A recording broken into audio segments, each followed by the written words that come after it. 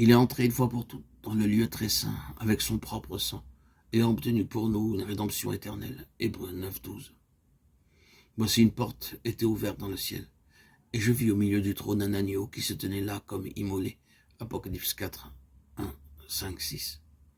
Nous trouvons au livre de l'Apocalypse toute une série de tableaux décrivant l'avènement du Seigneur Jésus-Christ, lorsque, avec les anges de sa puissance, il jugera ceux qui ont refusé d'obéir à l'Évangile. Dès les premières lignes, nous sommes avertis que la révélation des choses qui doivent bientôt arriver fut donnée par Dieu à Jésus-Christ pour qu'il les communique à ses serviteurs. Et c'est l'apôtre Jean que le Seigneur choisit pour nous les transmettre. Saül de Tarse avait été appelé pour porter au monde le message de l'amour. Jésus s'était révélé à lui.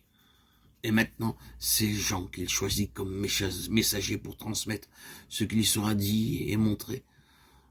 Tout aussitôt, dans la vision qui se déroule aux yeux de l'apôtre, nous pouvons discerner les pensées de Dieu au sujet du calvaire et les conséquences éternelles de l'incrédulité concernant l'agneau de Dieu, mort pour ôter le péché du monde. Dans la salutation adressée aux églises au nom de Dieu et du Seigneur Jésus-Christ, celui-ci nous est présenté comme le premier-né d'entre les morts. Ceux auxquels Jean s'adresse sont les aimés du Seigneur, les délivrés du péché par le sang versé. Apocalypse 1, 4, 6. Ce sauveur, mort pour eux et retourné au ciel, il représente les rachetés. Ceux qui, sortis de la famille d'Adam, font maintenant partie d'une nouvelle race royale et céleste. Par le sang versé pour eux, par leur mort avec le crucifié, ils sont dès maintenant rois et sacrificateurs pour Dieu, héritiers de Dieu, co-héritiers avec Christ. Apocalypse 1, 5, 6. Puis l'apôtre relate sa rencontre avec l'homme de douleur aujourd'hui dans la gloire. Lorsque celui dont les yeux étaient comme une flamme de feu lui apparaît, il tombe à ses pieds et entend sa voix lui dire « Ne crains pas, je suis le vivant ».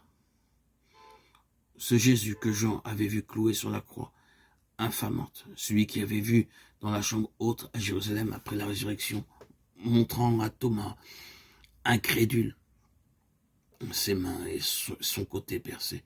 Ce même Jésus vivait maintenant au ciel et tenait en sa puissance les clés de la mort et du sépulcre vaincu. Apocalypse 1, 17, 18.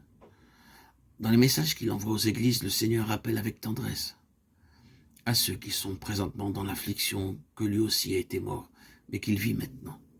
Apocalypse 2, 8. Que lui aussi a souffert, mais qu'il a triomphé. Courage donc, pèlerin du monde. En avant, sois fidèle et je te donnerai la couronne de vie. Après ces mots d'exhortation du Seigneur à ceux qu'il a rachetés par son sang, un voile s'étend sur la glorieuse apparition. Jean voit alors une porte ouverte dans le ciel et entend la voix lui dire « Monte ici ». Ravi en esprit, fortifié par l'attouchement de la main du Seigneur, Apocalypse 1, 17. Il est transporté jusqu'au centre même du ciel, jusqu'en la présence du Seigneur, Dieu Tout-Puissant, qui demeure au sein d'une lumière inaccessible. Jean entend des tonnerres, des voix, des cantiques de louange et d'adoration en l'honneur de celui qui a créé toutes choses et qui les fait subsister par sa volonté. Apocalypse 4, 8, 11.